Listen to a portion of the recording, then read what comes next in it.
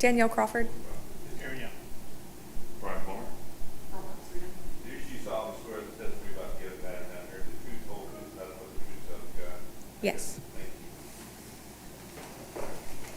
So you have a respondent, and you've not been here before, have you? I have not. Let me just tell you briefly what the process is. Obviously, these are code enforcement hearings. We're open. Oh, thank you. We're open to the public. We're in the sunshine. It's not a public hearing, so if there was somebody from the public who wanted to speak, they wouldn't be allowed to speak unless the city called them as a witness or a respondent called them as a witness. The way this proceeding work is the city will make its case, present its evidence, and then after that's done, or after the testimony is done, a respondent, and since you're the only one here, would have the right to cross-examine the witnesses. Okay, after the city's through and all the cross-examination and presentation of evidence is done, then it's your turn. And you come to the podium and you present your evidence. Just like this, you had the right to cross-examine the city has the right to cross-examine you. Okay? At the conclusion of all the evidence being entered, I'll make findings of fact and enter an order, one way or the other, and within by Monday or Tuesday of next week, an order in written form will be issued and distributed, and that will implement what was orally issued as an order today. And that's the way it works, pretty simply, okay? All right. I have a couple of minutes, the May 14th and July 9th minutes for the proceedings. On those dates, there was no June meeting, that's why June isn't in there. And I have reviewed the minutes and signed them, approved them. And so that's done. Makes the Attorney General happy, because that's who just said we have to have minutes. And are there any changes to the agenda, Ms. Crawford? Yes, several of the cases have come into compliance. Great. Okay. So we will not be presenting 24-282, 24-370, and 25-25. Okay. So the first case we'll hear then is case number 25-99, and the respondent is James Nance, the property owner. Yes. And I forgot you're not James Nance, so okay. I'm going to call for James Nance once. I'm going to call for James Nance twice. I think I just walked through the lobby. I didn't see anybody waiting there. Is there anybody in the lobby that would appear to be potentially James Nance? We're calling the halls right now.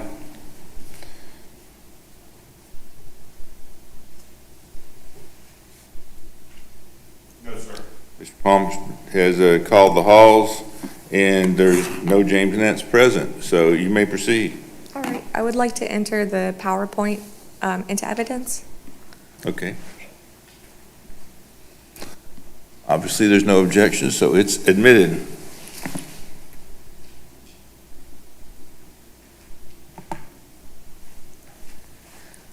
So this case is 25-99. Respondent is James Nance of property address 54 Colonial Drive. Here is an aerial view of the property.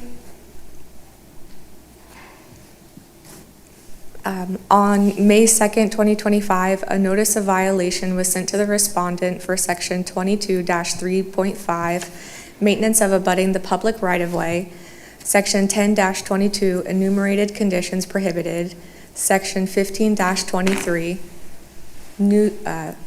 nuisances, designated personal property under certain conditions, and section 10-5, accumulation and disposal. These violations were in reference to trash and debris on the property, the motor vehicles on the sidewalk, and the motor vehicles without valid tags or registration. Here are some images of the vehicles over the sidewalk. A vehicle without valid registration, It expired in '24, and this was taken April 7th, 2025. Another vehicle missing valid registration. A door hanger was left at the property before a case was opened, and this was on April 7th. I returned on April 17th, and again, this is the state of the property. The vehicles, including the motorboats, remained over the sidewalk. And then here are just closer looks.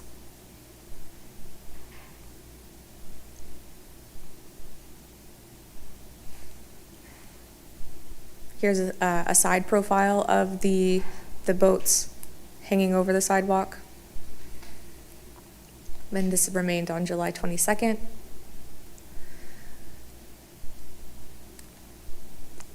And then I believe this was one of their solutions, was to put a bright yellow rag over one of the boats so that people wouldn't walk into it.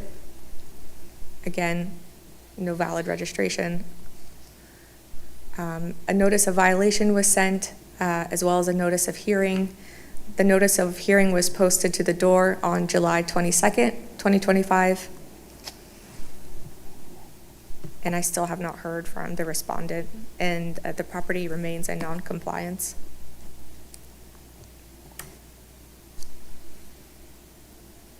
Okay. Is there anything further that the city wants to introduce? No. Okay. Well, I'll obviously, we don't have opposition today, and I'll enter the order. I did study the code. Thank you for sending the packet, a little part of the packet early, because there's one, I have no problem with any of it, except the overall concept of section 22-3.5, which is maintenance of right-of-way, okay? I'm going to construe this to be relating to the encroachment on the right-of-way.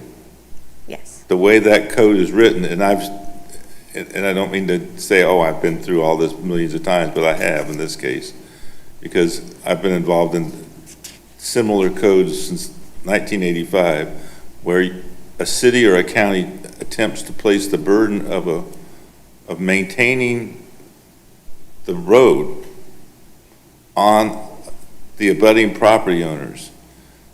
Okay? When I say maintaining, I mean making sure there's no trash, debris, and all that kind of stuff. That may not be the property owner has done that. You know, it may be litter bugs, it may be cracks, it may be holes, it may be washouts, it may be anything. But the way that code's written is, it attempts to put a duty on abutting property owners to maintain city and sometimes county property. And I don't think cities and counties want to do that because you don't want people to think, or you don't want to set up the principle that there's some control that the abutting and property owner has over the right-of-way. That's a bad principle to establish, okay? So you might want to look at that code, but in terms of the encroachment, and that's the way I'm going to read that, it's clearly, there's encroachment with the boat and other stuff. So I'll read it that way. So I'm going to find that the respondent is in violation of all those codes. What is the proposed penalty?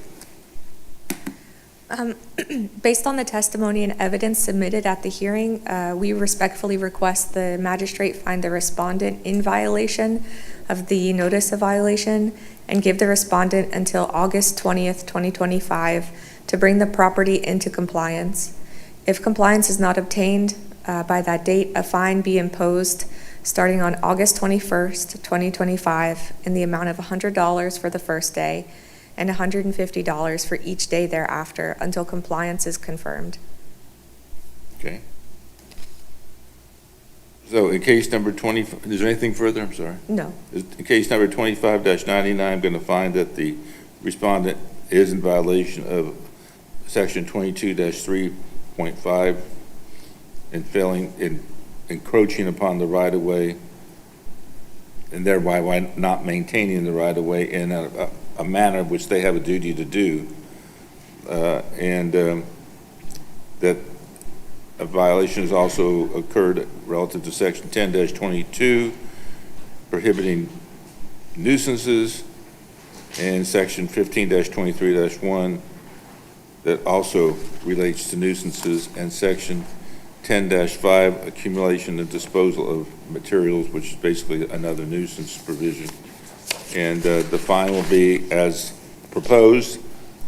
If the respondent does not attain compliance by August 20th, then there'll be a fine of $100 for the first day and $150 for each subsequent day of violation until all the code provisions have been put into compliance. Okay. Okay, thank you. All right, the next case is case number 25-157, and the respondent is Francis Duggan. And you are present. Yes, Okay. he is, and I'm Code Officer Brooke Oxreader. Respondent is Francis Duggan at 79 South Brevard Avenue, Cocoa Beach. Aerial view from property appraiser. On June 10th, a courtesy email was sent to the property owner explaining the violations, specific misleading advertisement prohibited, and maximum occupancy. There are 4 separate units, all individually licensed and registered, but currently being advertised together as one listing, suggesting it is one vacation rental and exceeding the maximum occupancy permitted. On June 23rd, a courtesy letter was sent to the property owner. On July 11th, a notice of violation was sent. And July 18th, the owner requested this case be brought to the special magistrate, and so the notice of hearing was posted on July 21st. This is a listing that's advertising for all 4 units, showing a maximum occupancy of 16 plus guests. Here's another one advertising all 4 units on one with 16 plus guests as well. And another one on Verbo. This one, I believe, says 20 for the guests. And this listing is for 2 of the units with a maximum occupancy of 10 guests. Another one for 2 of the units with an occupancy of 10. Another one with 2 of the units being advertised. And All right. Mr. Duggan, do you have any cross-examination you'd like to? Yeah, well, the first thing, some of those listings. Oh, you just want to present then? Present. Okay, go ahead. The first thing I would say, some of those listings are duplicates. They're screenshots of the same listings, maybe at different times. But good morning, Special Magistrate. My name is Francis Duggan, and I am the owner of 79 South Brevard Avenue. I operate 4 individually licensed and registered 2-bedroom vacation rental units at this property. Each unit complies with the maximum occupancy allowed by city code. I even limit occupancy to 5 guests per unit, which is lower than the legal maximum. Since purchasing this property, I've invested significant time, money, and personal effort to transform it from a rundown building, one that former police told me they frequently received calls about, into one of the most highly rated vacation rentals in Cocoa Beach. Today, the property is clean, safe, and welcoming, and it is in the top 10% of all Airbnb listings worldwide, a guest favorite, and I maintain superhost status. Reviews from guests consistently highlight cleanliness, accuracy, and professionalism. The property is zoned multi-use commercial, located 2-minute walk down the road. We are directly next to City Hall, the fire department, and a storage facility. It is not in a quiet, low-density residential area. I've also installed noise monitoring devices to ensure guests never exceed acceptable noise levels, showing my commitment to protecting the peace and safety of the neighborhood and the city. Some of my listings allow guests to reserve more than 1 unit together. This is done solely for guest convenience, to simplify booking for larger families or groups who want to stay close to each other. It does not create any life safety issue. The city's own ordinance in Chapter 26.5 begins by stating that it is enacted in, quote, the interest of the health, peace, safety, and general welfare, end quote. Offering a combined listing for multiple licensed units fully within their occupancy limits serves that goal, not the opposite. These listings clearly state the number of units included, show separate entrances and amenities, and never exceed the per unit occupancy limits in each registration. Nowhere in the ordinance does it prohibit advertising multiple registered units in a single listing. In fact, the city has previously acknowledged similar combined unit advertising as compliant. as shown in email correspondence between city staff and another licensed host. I also included examples from other cities that show combined unit advertising is an accepted industry practice. I look forward to showing that my operations are fully compliant with both the letter and spirit of the code, and I respectfully ask the notice of violation be dismissed. And I have a packet, if I I could. was going to ask you, did you want to introduce the PowerPoint also? Yes, please. Okay. You have a copy? It was part of the other. Oh, it was part of the other one?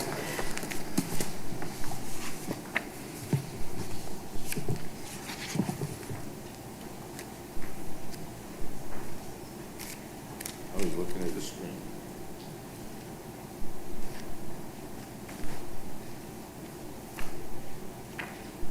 There you go.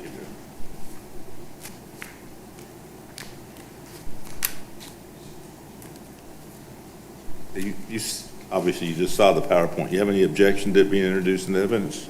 Outside of some of those listings or duplicates of different platforms and the same listing.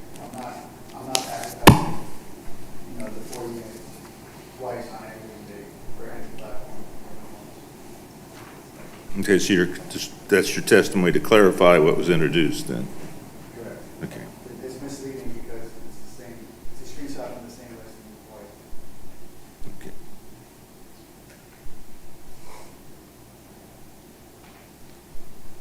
Okay, and the city have any objection to this packet being introduced? Okay.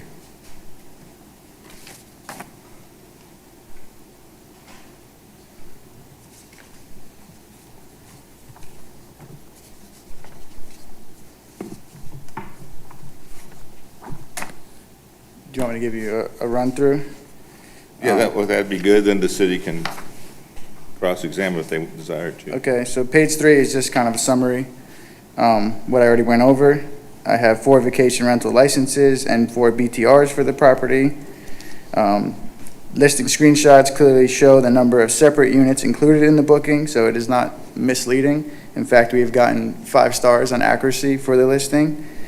If you go to page 4, it kind of just highlights in the code where it says a total of 8 occupants per vacation rental. Again, I have 4 vacation rentals, and all the licenses are included in that packet as well. And I never exceed that occupancy set on each respected vacation rental. The licenses are included from page 5. The BTRs are from page 5 to page 8. The vacation rental certificate, which was newly introduced because I'm in multi-use zoning, but I was fully compliant with that. That's from page 9 to page 12. An email on page 13 showing that the city said that this is fine to another host about putting 2 units together on April 21st, 2025. Page 15, you can see my listings where it clearly states right in the header, 2 apartments or 4 units or 2 units. Page 16, an example from Fort Lauderdale, an example from Fort Myers Beach, an example from Miami Beach showing 2 units, 2 separate units, 2 units, showing that this is, standard across this industry. And then page 17 is just showing some of my reviews, including when I hosted the Space Coast Recovery, which is a nonprofit drug and alcohol treatment organization, and also highlighting that this is in top 10% due to a lot of hard work transforming this property. Also highlighting that accuracy has gotten a perfect 5-star rating. So I don't believe people that are booking the property are being misled in any way.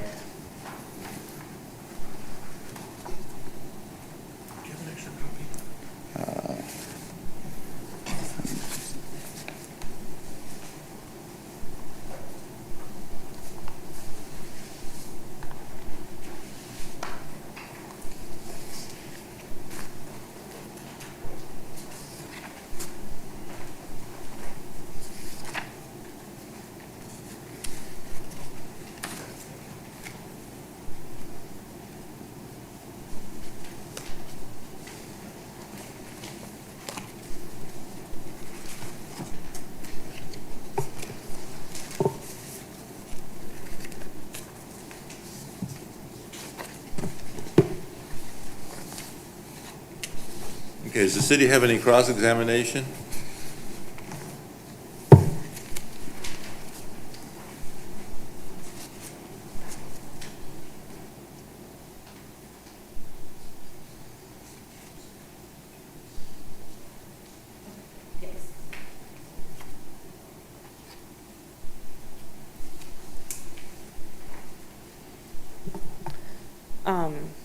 So Okay, the, you have any questions of him?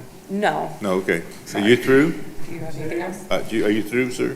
Yes. Okay, and this is your rebuttal, okay? Okay. So the violation for the misleading advertisement is specifically for the rental being, it's being advertised as one rental allowing more than the maximum occupancy as the listings show, the 16 plus, 20, or 10. And I would like to clarify the email that was sent in April. I currently do have a case with that property now. When I first started, I did not know that that was a violation, and I have informed them since that they cannot do that as well. So the city's point is that somebody from, that this advertisement, right? It says this is the one we're talking about? Yes. Where it says 4 units, 8 bedrooms, sleeps 20, is misleading that that's one rental. Yes.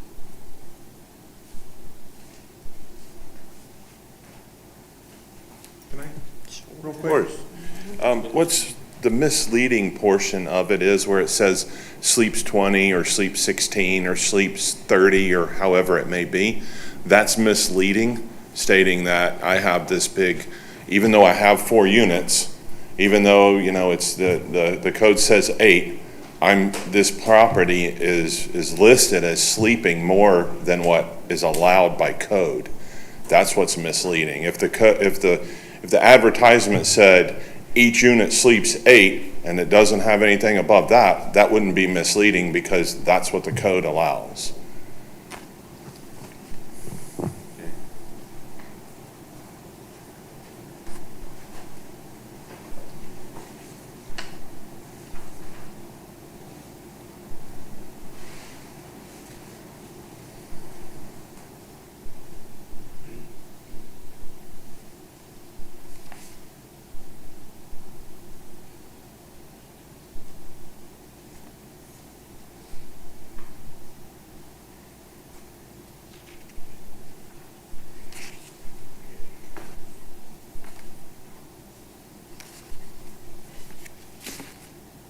So is there any evidence that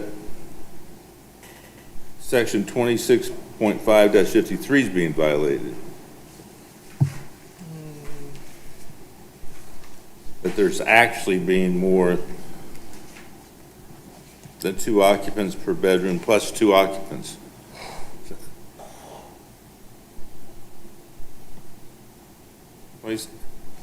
A1 says 2 occupants per bedroom plus 2 occupants. Yes. So, Is that intended to be 6 occupants? yes, I believe his units are all 2 bedrooms, so they would each have a maximum of 6. I mean, that makes, so you really can have 6 occupants in a 2-bedroom, Correct. okay? Or a total of 8 occupants per rental? A lesser of, Yes. okay.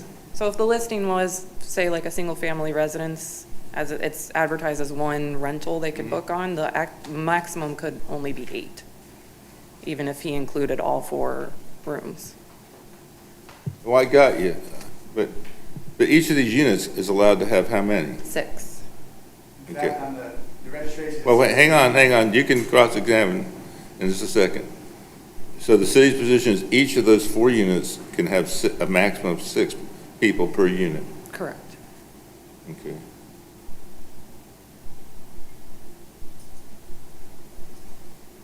So actually, to some extent, I mean, I'm not getting into the misleading part yet, but if you just took the total, actually, 20 is not true, it's 24. Yes. Okay. So if I define that he's misleading by less than he might have misled, right? But there's no evidence that he's actually renting in excess of those prescribed amounts, right? Correct. I mean, I haven't seen any. No, yeah, that would be correct. Okay.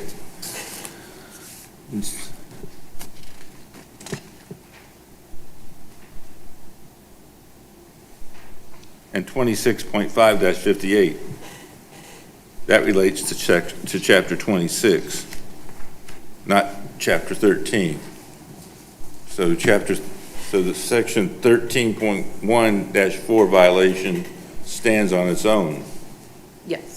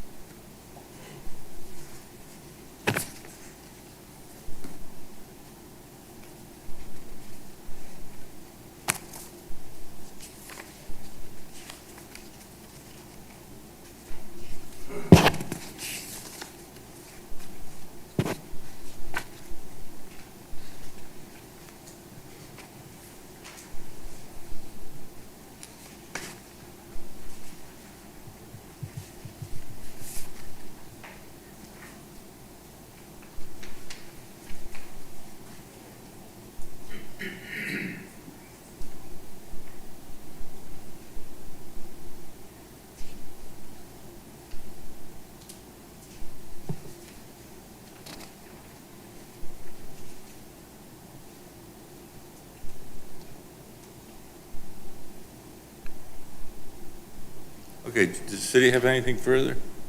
No. Okay. Mr. Doug, do you have anything further? You had a question, or you wanted to make Sir rebuttal? Yeah. Okay.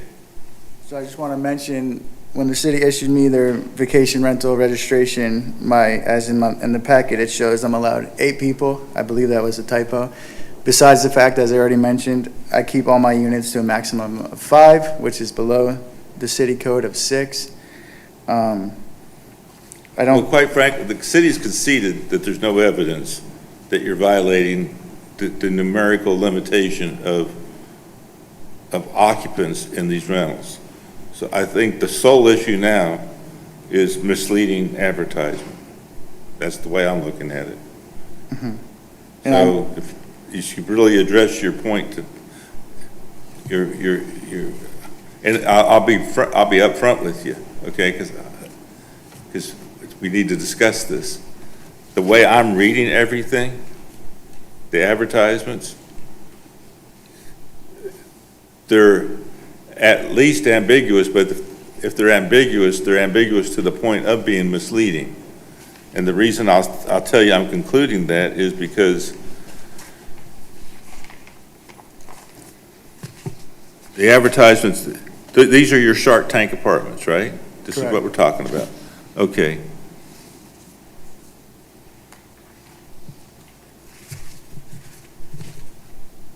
On page 15, it says entire rental unit, and you're talking, you may just need to change the language, and I think that's what misleading means, is the language that you're using is not appropriate, okay?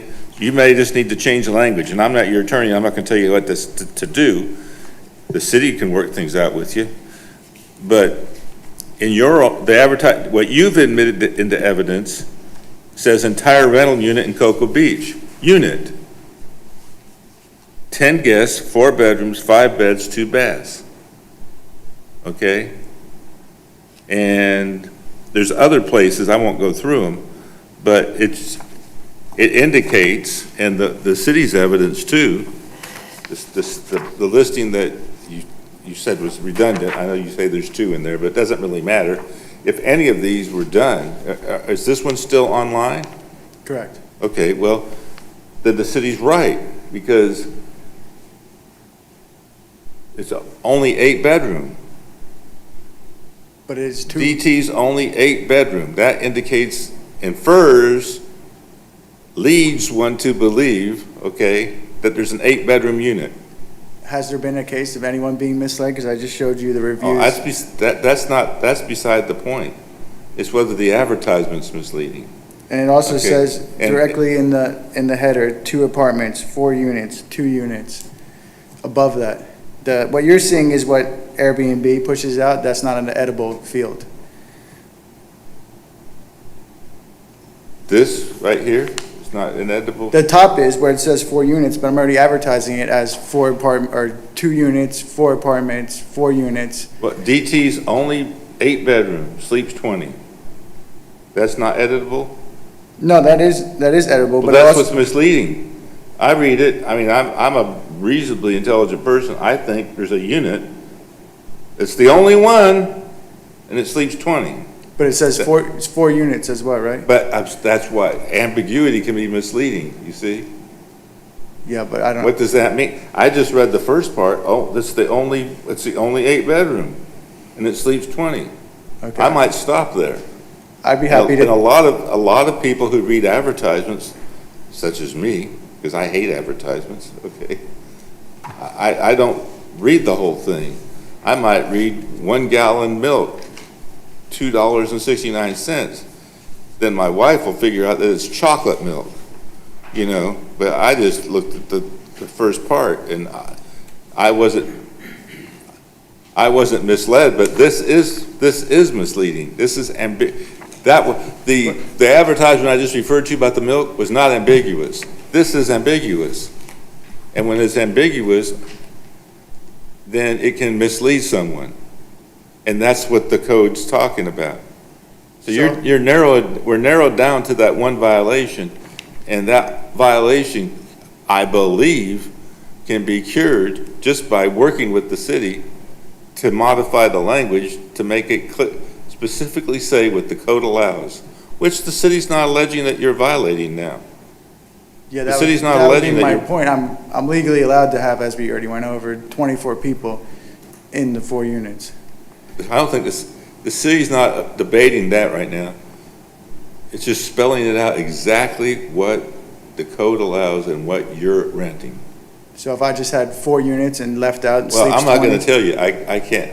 I'm telling you it's misleading, in my judgment. And I'm letting you tell me why I'm wrong, which is, I've been wrong before. So convince me that I'm wrong. I don't think I am.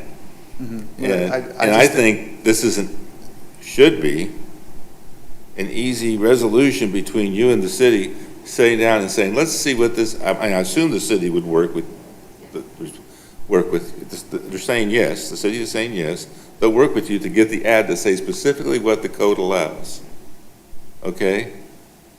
I mean, the problem is beyond, I believe, having worked with cities for a long time, and I can't say about the specific case, but sometimes one case is a case that demonstrates a broader problem, okay? Because if I was a person who was really on the city's case about enforcing the vacation rentals, I could find this on the web, be misled, okay, or misunderstand it. I'm misunderstanding it if I'm not a customer. If I am a customer, I'm being misled. You see the point? But hang on. And then I go to the city and I say, see what you're allowing? And they say, no, we're not allowing it. It says so right here. You see? where are you being misled? Because it's the only 8-bedroom that sleeps 20, and that's not true. You have 4 units. Okay, so if I took out, if it's, Well, I don't know. I'm sure you can work it out with the city. well, I'm just trying to find out what To else. make it clear that what you're doing 'Cause is I not think- violating the other provisions of the code, you see? What they want me to do is completely take down the listing, if I'm not misunderstanding. I don't think that's true. I don't think that, That's what I I- was given. take down the listing as it is misleading. Am I right, Ms. Crawford? You know, oh, I'm sorry, I'm sorry, Ms. Oxreader. Yes, not necessarily remove the ad completely, but change it to where it reflects. Just changing the title?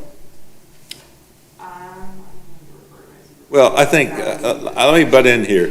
Y'all need, there's a lot of text there that needs to be massaged. We Okay. I can speak with him afterwards Yeah, about that's this what and get everything settled. It's not, the ads don't need to be removed, the ads just need to be changed. And the wording and how many guests are allowed per unit is, I mean, when you add it all up and you say, oh, I have 32 houses and they can hold 32, I got you. whatever. So we can work with you on that. That's not The city's saying big remove the issue. misleading ad. They don't care if you put a non-misleading ad up. So, and I think you all can work it out as to what the language is. That make sense? Yes. Okay. Okay, that being said, how much time do we need to take care of this so that before there's an actual, I'm going to find right now, unless the city wants to dismiss the other charges and just leave section 13.1-4, because I'm going to find there's no violation of the others unless Yes, unless you dismiss them. Yes, the city will remove Okay. 26.5-53 maximum occupancy based on site capacity, and we will keep the section 13.1-4. So the violations of chapter 26 have been dismissed. We're just talking about 13.1-4. And I'm going to find that that is a violation. There has been a violation of that, and now we need to figure out how much time we need and what fine there will be if it's not a successful effort to have a non-misleading advertisement posted. And I would like to ask Sure, go ahead. the respondent, how much time do you believe that it would take to have your ads changed, worked with us to have your brought into compliance? I'd say a week. A week? Okay, we will give him, we'd like to give at least 2 weeks 2 weeks. to come into compliance, starting today. And then if non-compliance, we will discuss at a Massey hearing the fines. You don't want to have a fine commence on the 28th? No, we'll discuss at the Massey hearing. Okay, so I'm going to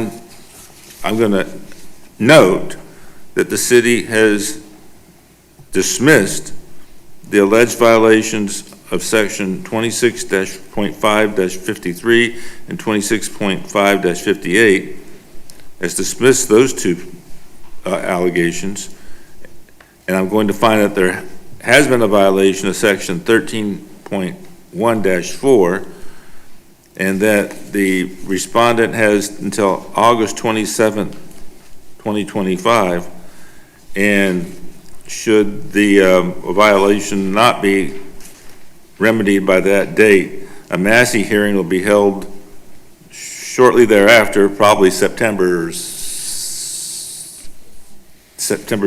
September 10th. This, okay? You'll be noticed if that's the case.